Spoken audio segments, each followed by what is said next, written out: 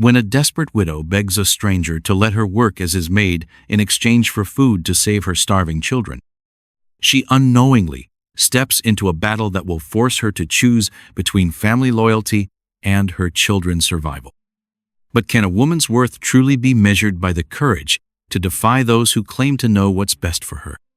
The sound of empty plates scraping against each other echoed through the tiny one-room shack like a death bell. Elena Martinez stared at the tin dishes that had held nothing but hope for 3 days, her hands shaking as she set them down on the cracked wooden table.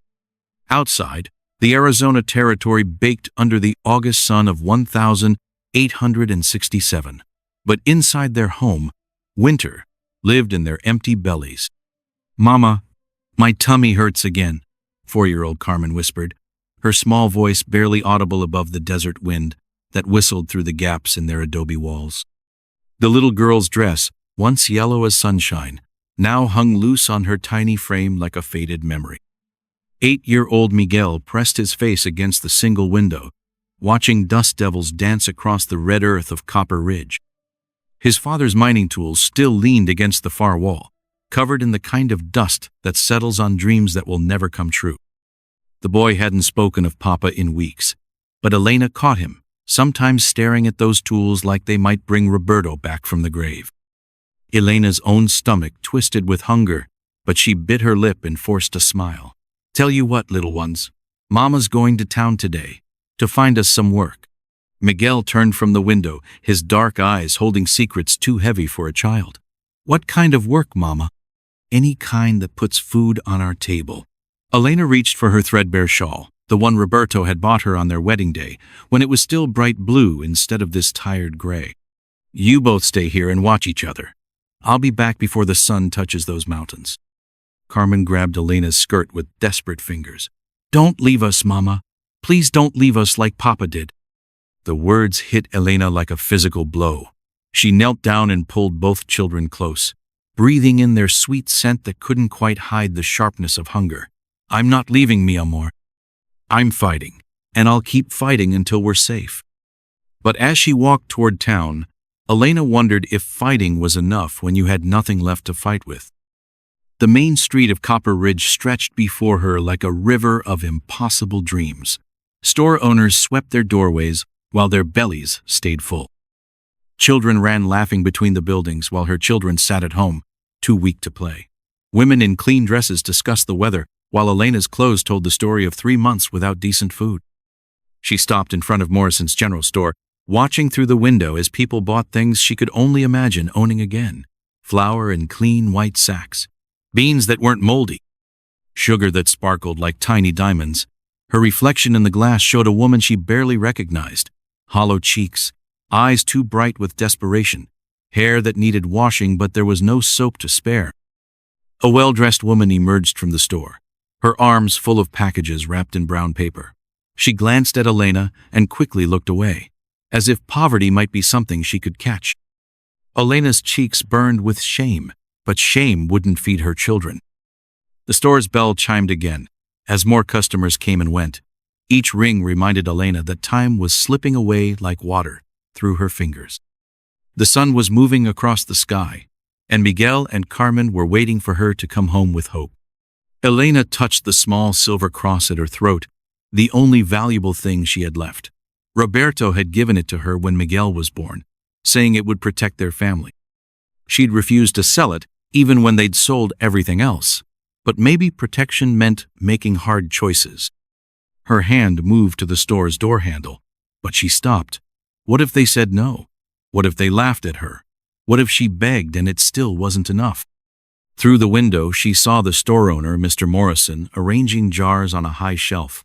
He was a thin man with kind eyes, but kindness didn't always translate to charity. Elena had learned that lesson the hard way over the past 3 months. Taking a deep breath that tasted of dust and determination, Elena pushed open the door. The bell announced her entrance like a warning bell, and every person in the store turned to look at her. Their stares felt like weights pressing down on her shoulders, but she lifted her chin and walked to the counter. This was it, the moment that would change everything, one way or another. Elena Martinez was about to discover just how much her pride was worth when measured against her children's lives. "Mr. Morrison, sir, I need to ask you something important." Elena's voice came out stronger than she felt as she approached the store counter, her boots clicking against the wooden floor like a countdown to Judgment Day. The thin man looked up from his ledger, his wire-rimmed glasses catching the afternoon light. Behind him, shelves stretched to the ceiling, packed with all the things Elena's children needed but couldn't have. Cans of peaches that would taste like heaven, loaves of bread that would fill their empty stomachs, milk that would bring color back to Carmen's pale cheeks. "Mrs. Martinez." Morrison's voice was careful, neither warm nor cold. "What can I do for you?" Elena felt every eye in the store watching her. Mrs. Patterson, the banker's wife, stood near the fabric display, her shopping basket filled with enough food to feed Elena's family for a week. Two cowboys by the door had stopped their conversation to listen. Even little Tommy Henderson, who couldn't be more than 6, stared at her with the curiosity of a child who had never known real hunger. "I'm looking for work, sir. Any kind of work you might have." Elena's hands twisted the fabric of her shawl, but she kept her voice steady. "I can clean, organize, help customers, count inventory. I worked in my father's store back in Santa Fe before I married. I know how businesses run." Morrison set down his pencil and studied her face. "Mrs. Martinez, I appreciate your situation, but I already have help. My nephew comes in after school, and my wife handles the books." Elena felt her heart sink, but she couldn't give up. Not when Miguel and Carmen were sitting at home with nothing in their stomachs but hope. "I don't need much, Mr. Morrison. Just enough to buy food for my children. They haven't eaten in 2 days." The store went quiet except for the ticking of the big clock on the wall. Mrs. Patterson made a soft sound of sympathy, but sympathy couldn't be traded for bread. "Look, I understand your troubles," Morrison began, but Elena interrupted him. "Do you?" The words came out sharper than she intended, and she saw Morrison's eyebrows raise. "Do you know what it's like to watch your children get thinner every day? To see them stop playing because they don't have energy? To hear them ask why there's no food and not know what to tell them?" The cowboys by the door shifted uncomfortably. Mrs. Patterson clutched her shopping basket tighter, but Elena couldn't stop now. The words poured out like water from a broken dam. "My husband died in that mine collapse 3 months ago. The company said there was no money for families. My brother-in-law took our house because I couldn't pay what Roberto owed him. We've sold everything we owned except the clothes on our backs and this cross around my neck." She touched the silver pendant with trembling fingers. "I've begged, Mr. Morrison. I've swallowed my pride and begged, and still my children are starving." Elena took a step closer to the counter, her voice dropping to almost a whisper. "I'll work as your maid, mister. I'll scrub floors, clean windows, whatever you need. Just give my starving children some food, please." The silence that followed felt like holding your breath underwater. Elena could hear her own heartbeat pounding in her ears. She could smell the fresh bread on Morrison's shelves and almost taste the desperation in her own mouth. Morrison glanced at his other customers, then back at Elena. "Mrs. Martinez, I truly wish I could help, but $10. The voice came from the back corner of the store, where a tall man in work clothes had been quietly examining bridles. Elena turned to see him stepping into the light, his weathered face serious but not unkind. She'd seen him around town but had never spoken to him. James Dalton, she thought his name was, owned a ranch outside of town. "I beg your pardon?" Morrison asked. Dalton walked to the counter, his boots heavy on the wooden floor. $10 for a week's worth of supplies for a family of 3. Good supplies, not scraps. He pulled out a leather wallet and set a $10 gold piece on the counter with a soft clink. Elena's breath caught in her throat. $10 was more money than she'd seen in months. But before she could speak, Dalton turned to her. "My ranch house needs cleaning, real cleaning, not just sweeping. My wife died over a year ago, and the place shows it. If you're serious about work, I could use the help. Fair pay for fair work." Elena stared at this stranger who was offering her salvation. "Sir, we couldn't take charity." "Not charity," Dalton said simply. "Employment. My house is a mess, Mrs. Martinez. Dust, everywhere. Laundry piling up. Meals that come from cans when I remember to eat at all. A woman's touch would make a real difference. From across the store, Mrs. Patterson sniffed disapprovingly. Really, Mr. Dalton, the impropriety of a single man and a widow living under the same roof. Dalton's gray eyes turned cold as winter wind. Ma'am, this is about work, not reputation. And frankly, Mrs. Martinez's character speaks better than most people's in this town. Elena felt tears threatening but blinked them back. She wouldn't cry in front of these people, no matter how desperate she was. Mr. Dalton, if you're serious about this offer, then yes, I accept. When do you need me to start? Tomorrow morning. Bring your children. The ranch has plenty of room. Dalton nodded to Morrison. Package up those supplies. Include some candy for the little ones. As Morrison began gathering items from his shelves, Elena watched in amazement. Flour, beans, bacon, eggs, milk, bread. Real food that would fill her children's bellies and bring smiles back to their faces. But even as hope bloomed in her chest, a small voice in her mind whispered warnings. Why would a stranger help her like this? What did James Dalton really want in return? And what would happen when the rest of the town found out that the desperate widow Martinez was working for the lonely rancher Dalton? Elena pushed those worries aside. Tomorrow's problems could wait. Tonight, her children would eat. For the first time in 3 months, Elena Martinez walked out of a store with her head held high and her arms full of hope. But she had no idea that accepting James Dalton's offer would change her life in ways she could never imagine. Mama! Mama! You came back! Carmen's joyful scream pierced the evening air as Elena approached their small shack, her arms loaded with packages that rustled like promises. Miguel burst through the doorway seconds later, his thin face lighting up like Christmas morning when he saw the brown paper bundles. Elena set the supplies on their wobbly table and watched her children's eyes grow wide as saucers. Carmen pressed her nose against a paper bag and breathed in deeply. It smells like heaven, Mama. Better than heaven, little one. It's dinner. Elena's voice caught in her throat as she unwrapped a loaf of fresh bread. The children stared at it like they'd never seen food before, which wasn't far from the truth. Real food, anyway. Miguel reached out carefully, as if the bread might disappear if he moved too fast. Can we really eat it? All of it? Elena laughed, a sound that had been missing from their home for far too long. We can eat until our bellies are full, and then we can eat some more tomorrow. As she prepared their first real meal in days, Elena explained about Mr. Dalton and the ranch job. Miguel listened quietly, but she could see the worry lines forming on his young forehead. Does this mean we have to leave our house? He asked, his voice small. Elena knelt beside him, her hands still smelling of the flour she'd been measuring. Yes, mijo, but we're not losing a home. We're finding a better one. Carmen tugged on Elena's sleeve. Will there be other children to play with?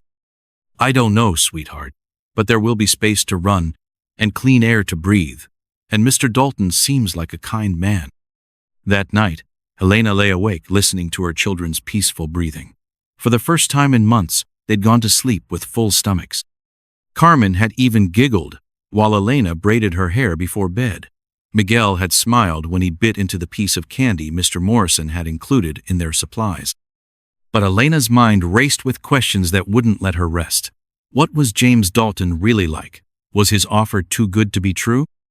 And what would people say when word got around that the Martinez family was living at his ranch? She thought about Mrs. Patterson's disapproving sniff in the store. The woman's words echoed in her head. The impropriety of a single man and a widow living under the same roof. Elena had been so desperate for help that she hadn't considered how their arrangement might look to others. What if the town decided she was improper? What if they refused to let Miguel attend the school? What if they treated her children badly because of choices their mother had made? Elena touched Roberto's cross at her throat and whispered a prayer into the darkness. Guide me, mi amor. Help me make the right choices for our children. The next morning dawned bright and clear, painting the desert landscape in shades of gold and red. Elena packed their few belongings into 2 cloth bundles, while the children finished their breakfast of eggs and bacon. Real eggs, real bacon. It still felt like a miracle. A knock at the door made them all freeze. Elena's heart jumped into her throat. What if it was Mr. Dalton, coming to say he'd changed his mind? What if it was her brother-in-law, Joaquin, coming to cause trouble? She opened the door to find a young Mexican woman about her own age, holding a covered basket and wearing a friendly smile. Mrs. Martinez? I'm Maria Santos. I work at the saloon in town, and I heard about your arrangement with Mr. Dalton. Elena's stomach tightened. If you've come to lecture me about— No, no, Maria waved her hand quickly. I came to say good luck, and to bring you this. She held out the basket. Some tortillas and beans for your journey. And to tell you that Mr. Dalton is a good man. He helped my family last winter when my husband got sick. Elena accepted the basket with shaking hands. Thank you. I was worried about what people might think. Maria's expression grew serious. Some people will think poorly no matter what you do. Others will see a mother doing whatever it takes to care for her children. You can't control which kind of person someone chooses to be. After Maria left, Elena felt lighter somehow. Maybe she wasn't as alone as she'd thought. Maybe there were people in this town who understood that sometimes survival meant making difficult choices. An hour later, a wagon pulled up outside their shack. James Dalton climbed down from the driver's seat, his movements careful and deliberate. In the morning light, Elena could see the silver streaking his dark hair and the lines around his eyes that spoke of both laughter and sorrow. Good morning, Mrs. Martinez. Children. He tipped his hat politely. Ready for a new adventure? Miguel stepped forward, his young shoulders straight with determination. Yes, sir. We're ready to work hard. Dalton's mouth quirked up in what might have been a smile. I'm sure you are, son. But first, let's get you settled in your new home. As they loaded their belongings into the wagon, Elena took one last look at the shack that had sheltered them since Roberto's death. It wasn't much, but it had been theirs. Now they were stepping into the unknown, trusting a stranger with their lives. Carmen climbed up onto the wagon seat beside Dalton, chattering excitedly about the horses. Miguel sat quietly next to Elena, watching the desert landscape roll by.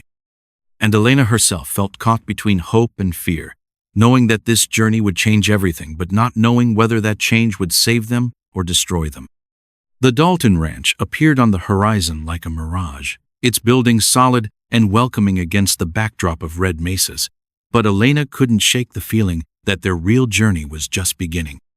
Sweet mother of pearl, Elena breathed as the wagon crested the final hill, and the Dalton Ranch spread out before them like a picture from a storybook. The main house sat proud and sturdy, built from warm adobe with a wide porch that wrapped around three sides. Outbuildings dotted the landscape like scattered toys, and horses grazed peacefully in fenced pastures that seemed to stretch forever. Carmen bounced on the wagon seat like a jumping bean. Mama, look! There's a swing hanging from that big tree. And is that a garden?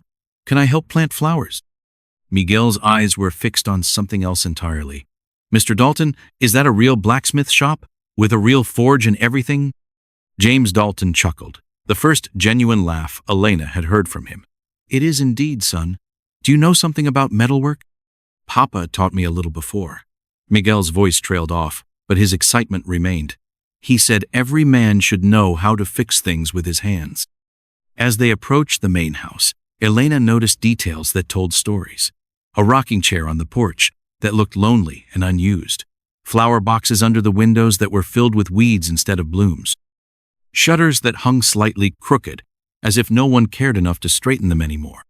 This was a house that missed its woman, Elena realized. A place where a man lived but didn't really make a home. Dalton brought the wagon to a stop near the front steps and climbed down to help them unload. Mrs. Martinez, the children can have the room at the end of the hall upstairs. It has 2 beds and a window that faces the morning sun. Your room is across the hall. Elena felt her cheeks warm. Mr. Dalton, I don't want to impose on your private spaces. Perhaps there's a room near the kitchen where we could— Nonsense. His tone was firm but kind. This house has been too empty for too long. It needs the sound of children's laughter again. As they carried their bundles inside, Elena was struck by the house's bones. High ceilings, thick walls that would keep out the desert heat, furniture that was well made but covered in dust. In the main room, a large stone fireplace dominated one wall, with family photographs arranged on the mantel. Elena caught a glimpse of a smiling woman with kind eyes, before Dalton quickly moved them toward the stairs. "The kitchen is through that doorway," he said, pointing. "Help yourselves to anything you need. I usually eat simple meals, but feel free to cook whatever you like." Carmen tugged on Dalton's sleeve. "Mr. Dalton, do you have any books? Mama taught me to read, and I love stories about princesses and adventures." Something soft crossed Dalton's weathered features. "There's a whole library upstairs, little one. My wife Mary loved to read. I'm sure she would have wanted her books to be enjoyed again." As they explored their new home, Elena began to understand the magnitude of the task ahead. Every room showed signs of neglect. Dust covered surfaces like gray snow. Clothes were piled in corners instead of hung in wardrobes. The kitchen, while well-equipped, looked like it hadn't seen a proper cleaning in months. But underneath the neglect, Elena could see the love that had once filled this place. Hand-sewn curtains that just needed washing. A herb garden outside the kitchen door that could bloom again with care. Children's toys tucked away in a chest, as if waiting for young hands to bring them back to life. That evening, as Elena prepared their first dinner in the Dalton kitchen, she hummed while she worked. The stove was larger than anything she'd ever used, and the pantry was stocked with ingredients she hadn't seen in months. Miguel helped by setting the table with dishes that weren't chipped or cracked. Carmen arranged wildflowers she'd picked in a mason jar, creating a centerpiece that made the whole room feel warmer. When Dalton came in from tending his horses, he stopped in the kitchen doorway and stared. The room glowed with lamplight and the warmth of a family meal. The smell of Elena's beef stew filled the air, mixed with the scent of fresh biscuits and the sound of children's chatter. "Mr. Dalton?" Elena turned from the stove, suddenly uncertain. "I hope you don't mind. I found some beef in your cold cellar and thought, well, I thought you might be hungry." For a long moment, he didn't speak. Then he cleared his throat roughly. "I can't remember the last time this kitchen felt like a kitchen, instead of just a place to grab cold food." During dinner, Carmen entertained them with stories about the books she'd discovered in the library. Miguel asked careful questions about ranch work, his young mind already figuring out how he could help. And Elena found herself relaxing for the first time in months, watching her children laugh and eat their fill. But as the evening wore on, she noticed Dalton's eyes drifting to the empty chair at the head of the table, a chair that had obviously belonged to someone special. Someone whose absence still echoed through every room of this house. After the children went to bed, Elena sat on the front porch, listening to the night sounds of the desert. Coyotes called in the distance, and somewhere an owl hooted softly. The stars seemed close enough to touch, scattered across the sky like diamonds on black velvet. Dalton emerged from the house, carrying 2 cups of coffee, and settled into the rocking chair beside her. For a while, they sat in comfortable silence, 2 people who understood loss in their own ways. "Your wife must have been very special," Elena said softly. "She was." Dalton's voice was rough with memory. "Cancer took her last spring. I thought I was ready for it, but you're never really ready to say goodbye." Elena nodded, understanding. Roberto's death was sudden. The mind collapse happened so fast. One day, he kissed me goodbye in the morning, and by evening, she couldn't finish the sentence. "At least you have your children," Dalton said. "Mary and I, we tried for years but never. This house was built for a family. It's been too quiet for too long." In the distance, thunder rumbled softly, promising rain that might or might not come. Elena pulled her shawl tighter around her shoulders and wondered what tomorrow would bring. For the first time since Roberto's death, she felt like she might have found a place where her children could be safe and happy.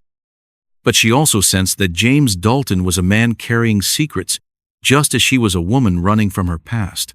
And sometimes, when the past finally catches up, it brings more trouble than anyone expects. The thunder of horse hooves split the peaceful morning air like an axe through kindling. Elena dropped the wet laundry she'd been hanging and shaded her eyes against the sun, her heart hammering as 3 riders galloped toward the ranch house, with dust clouds trailing behind them like war paint. "Miguel! Carmen! Get inside the house! Now!" Elena's voice carried the sharp edge of panic as she recognized the lead rider's familiar silhouette.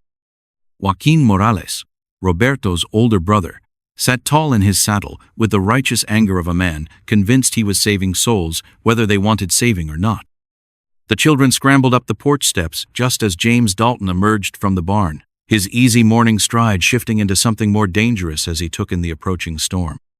His hand didn't move toward his gun, but Elena noticed how his fingers flexed, ready for whatever trouble was riding hard toward his home. Joaquin pulled his horse to a dramatic stop just yards from the porch, his two companions flanking him like bookends of disapproval. Elena had seen this arrangement before. Joaquin always brought witnesses when he planned to deliver judgment. "Elena Martinez!" Joaquin's voice boomed across the yard like a preacher calling sinners to account. "Enough of this shameful behavior. You will pack your belongings and come home where you belong. The children need proper family guidance, not this mockery of Christian decency." Elena stepped down from the porch, her spine straight as a rifle barrel despite the trembling in her knees. Behind her, she could hear Carmen whimpering softly and Miguel's whispered attempts to comfort his sister. Those sounds gave her strength. "This is my home now, Joaquin. We're not going anywhere." "Your home?" Joaquin's laugh was sharp as broken glass. "You mean this gringo's house where you play at being his woman while your husband lies cold in his grave?"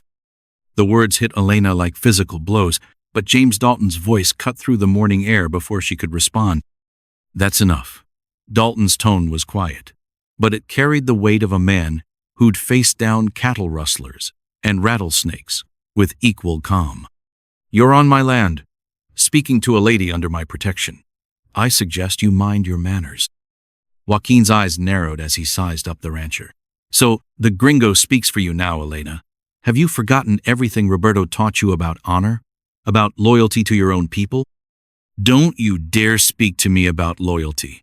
Elena's voice cracked like a whip. "Where was family loyalty when Carmen was crying from hunger? Where was honor when Miguel asked why no one would help us? You and your mother sat in your comfortable house deciding what was proper for a widow while my children nearly starved." Miguel appeared in the doorway, his young face set in lines too mature for his 8 years. "Señor Joaquin, why didn't you help us when we had nothing to eat?" "Boy, you don't understand," Joaquin began, but Miguel cut him off. "I understand that Mr. Dalton gave us food when you wouldn't. I understand that he lets Mama work for honest pay instead of begging for scraps. And I understand that Papa would want us to be safe and fed, not hungry and proper." Carmen joined her brother on the porch, clutching one of Mary Dalton's books against her chest like a shield. "Mr. Dalton reads to us sometimes. And he fixed the swing on the big tree so I could play." Joaquin's face darkened like storm clouds gathering. "You filled their heads with foreign ideas, made them forget their heritage, their place." "Their place?" Elena stepped closer, her fear transforming into fury. "Their place is wherever they're loved and cared for. Their heritage is strength and survival, not empty pride that puts reputation above children's lives." From his horse, one of Joaquin's companions muttered something in Spanish about shameless women and proper behavior. Elena caught the words and felt fire kindle in her chest. "If shame means choosing my children's welfare over your approval, then I'll wear that shame like a badge of honor." Her voice rang clear and strong. "Roberto died trying to provide for us. He wouldn't want his memory used as a weapon against his own children." Dalton stepped up beside Elena, not touching her but making his support clear through his presence. "Mrs. Martinez is an employee and a guest in my home. She works harder than most men I know, and her children are respectful and well-behaved. If you have objections to that arrangement, you can take them up with me." Joaquin's hand drifted toward his gun belt, and Elena felt the world hold its breath. But then Miguel's young voice cut through the tension. "Please don't fight because of us. We just want to stay together as a family." The simple words from a child's mouth seemed to deflate some of Joaquin's righteous anger. He looked at his nephew and niece, really looked at them for the first time.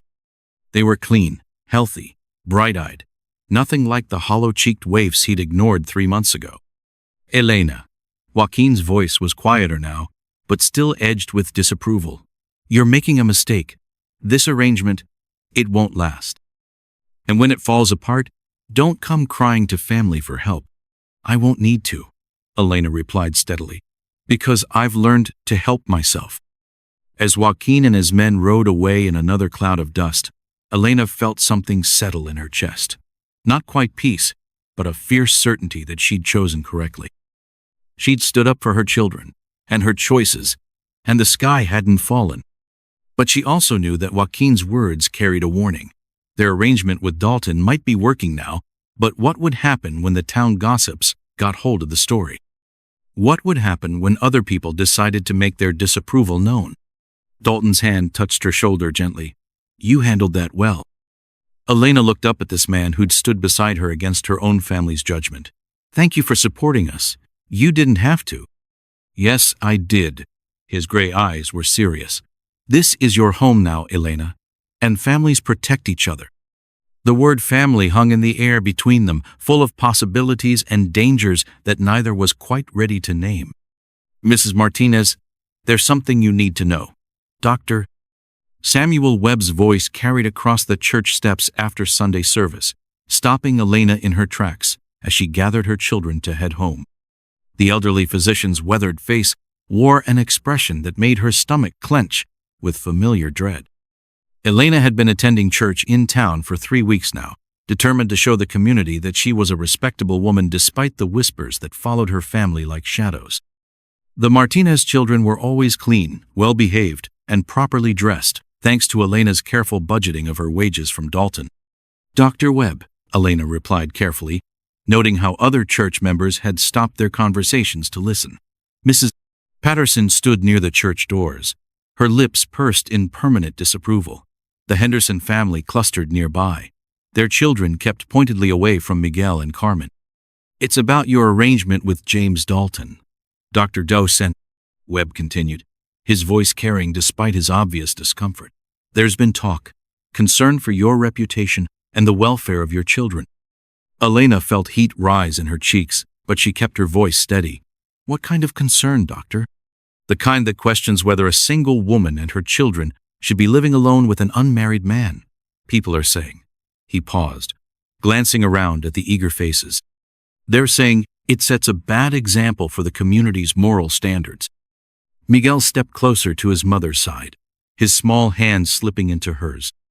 Carmen pressed against Elena's skirts, sensing the tension even if she didn't understand the adult complexities swirling around them. Dr. Webb, Elena began, but another voice interrupted her. Perhaps we should discuss this inside, away from curious ears. Father Miguel Rodriguez appeared at Elena's elbow, the young priest's kind eyes taking in the gathered crowd with disapproval. These are private matters, not public entertainment. But Mrs. Patterson stepped forward before anyone could move. Father Rodriguez, with all due respect, moral standards are everyone's concern. When a woman flaunts propriety so openly, it affects the whole community. Flaunts propriety? Elena's voice rose despite her efforts to stay calm. By working honestly to feed my children? By accepting employment from a man who offered it freely? By living in sin? The accusation came from Tom Henderson, the bank clerk, whose wife immediately shushed him while their children stared wide-eyed at the drama unfolding. The words hit Elena like a slap. Around her, she could hear the soft murmur of agreement from some community members, mixed with uncomfortable shuffling from others who weren't sure what to think. How dare you? Elena's voice cut through the murmurs like a blade. How dare you accuse me of impropriety when you know nothing about my situation? When none of you lifted a finger to help when my children were starving? Dr. Webb raised his hands, trying to restore calm. Mrs. Martinez, no one is accusing you of actual wrongdoing, but appearances matter. Perhaps if you could find other living arrangements. Other arrangements? Elena laughed, but there was no humor in the sound. Like what, doctor? Should I take my children back to that one-room shack with no food and no hope? Should I let them go hungry again, so that your appearances stay comfortable? Carmen tugged on Elena's skirt. Mama, why are these people angry with us? The innocent question from her 4-year-old daughter broke something loose in Elena's chest. She knelt down to Carmen's level, ignoring the crowd of adults watching. They're not angry with you, mi amor. Some people think they know what's best for other families, even when those families are doing just fine on their own. She stood up, facing the gathered crowd, with her chin raised. My children are fed, clothed, educated, and loved.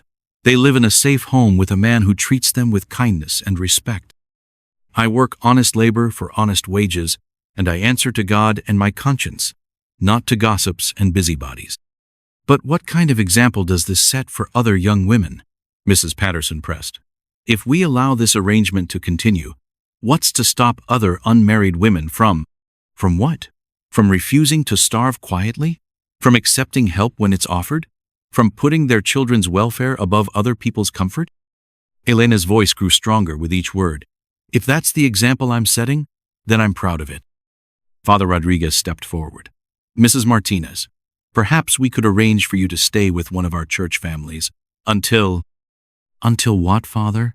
Until I find a husband to make my existence respectable? Until I prove that I can be properly dependent on someone else's charity instead of earning my own way? The priest looked genuinely pained. That's not what I meant. Yes, it is. Elena's voice was gentle but firm. You mean well, Father, but you're asking me to give up the first security my children have known since their father died. You're asking me to choose other people's comfort over my family's welfare. Miguel spoke up suddenly, his young voice carrying clearly across the church steps. Mr. Dalton teaches me about horses and fixing things. He says Papa would be proud that I'm learning to be useful. Carmen nodded earnestly. And he never makes us feel scared or sad. He makes Mama smile again. The simple words from the children seemed to shift something in the crowd. Dr. Webb's expression softened, and even some of the more judgmental faces showed uncertainty. But Mrs. Patterson wasn't finished. Children don't understand the complexities of adult relationships. What happens when Mr. Dalton tires of playing house and sends you away? What happens to your reputation then? My reputation? Elena looked around at the faces surrounding her, some sympathetic, some judgmental, all watching her personal crisis like theater. My reputation is that I'm a mother who will do anything to protect her children. If that offends you, then perhaps the problem isn't with my choices. She took her children's hands and began walking toward the wagon where James Dalton waited, having observed the entire confrontation from a respectful distance. This conversation isn't over, Mrs. Martinez, Mrs. Patterson called after her. Elena turned back one final time. Yes, it is, because my worth isn't determined by your approval, and my children's future isn't subject to your vote. As they climbed into the wagon, Dalton's eyes met hers. In them, she saw not pity or embarrassment, but respect, and something that might have been admiration. Ready to go home? He asked quietly. Yes, Elena replied, and for the first time, she truly meant it. This was her home, her family, her choice, and she would defend all three with everything she had